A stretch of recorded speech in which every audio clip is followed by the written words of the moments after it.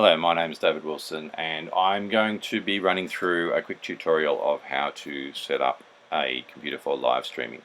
We're using a macOS Sierra 2012 model MacBook, so it's a good 8 years old now, and it's got a 2.5 gigahertz Intel Core i5 processor and 12 gigabytes of RAM. So it's not the latest machine, but it's certainly going to be good enough to do what we need to do here with our live streaming. The other bits that we will need is we will need to get the OBS software, which is free software that allows you to do the streaming. You can go to Google and search for OBS and find Open Broadcaster software. OBS Studio. Download the Mac version in my case and save that to your desktop. Once that is ready, we will install that, but while we're waiting for that, we're also going to need the drivers for our video capture device, and in this case we're going to use a Blackmagic device called an Ultra Studio Mini Recorder. So again, a Google search for Blackmagic support will get you to their download page. On their download page, we need to just select the disc recorders, not that one, the disc recorders, and the software there, which is desktop video software. Again, for Mac, in my case, we'll download that and skip over the form, just download the software. So whilst that's downloading, we can have a look at the OBS software, which has come down already. We'll start installing that one while the Blackmagic software is still downloading. I'll speed this bit up so that you don't have to wait. It does take a little while to install. It's not too bad. Drag the OBS icon across to the applications folder. It will do the installation and you are done. So that's got OBS installed.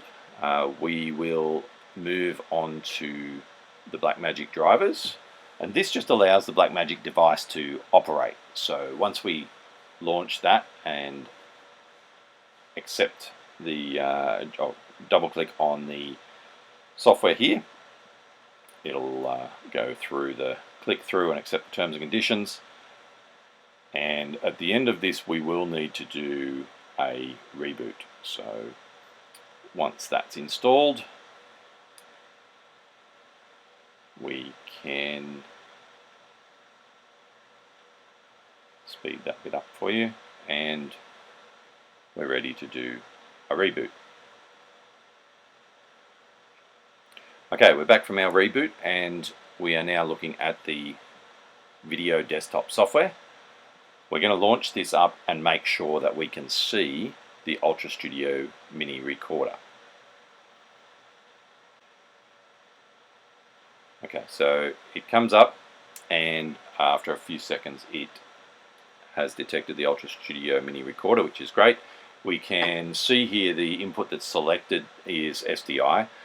We want to use HDMI, so we can go into the configuration. You can actually see which one is selected and change it across to HDMI. There are a number of other settings in here that you can change to suit your application, but in the main, the purpose of looking at software is just to make sure that the drivers are working. So let's jump across and open up OBS.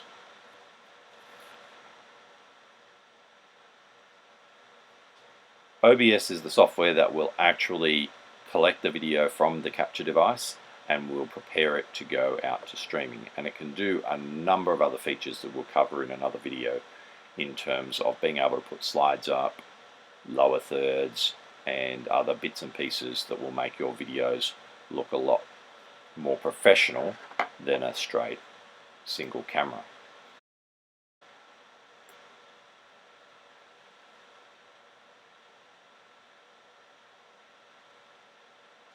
Okay, once OBS starts up, we will get a few dialogues that we can accept.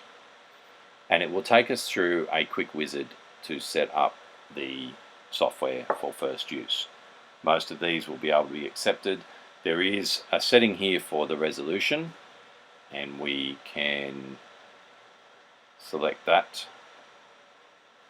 There are a couple of options there. I'm going to use 1920 by 1080, but you can also use 720 depending on where you're streaming to. It might be more appropriate to use a 720 resolution if the streaming platform doesn't accept anything more than that. I'm going to set it to 1080, and it also then asks you to set up your particular platform. In this case, it's really just looking for a stream key. We're going to cover that in separate videos because we'll do a video for live stream to Facebook, and we'll do a separate one for YouTube. So we're back at the main screen now. This has got a big video screen there, and I prefer to run it in studio mode, which has the two screens, so you have a preview and a live, and so you can switch that across with this preview studio mode button.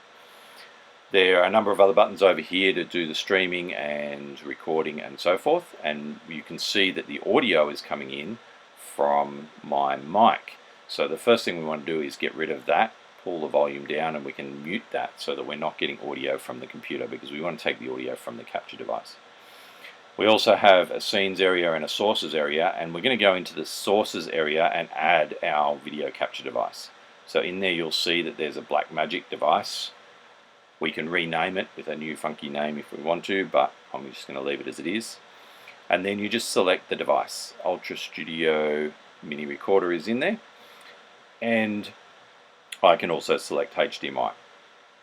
That's the source that we're going to want to use in my case.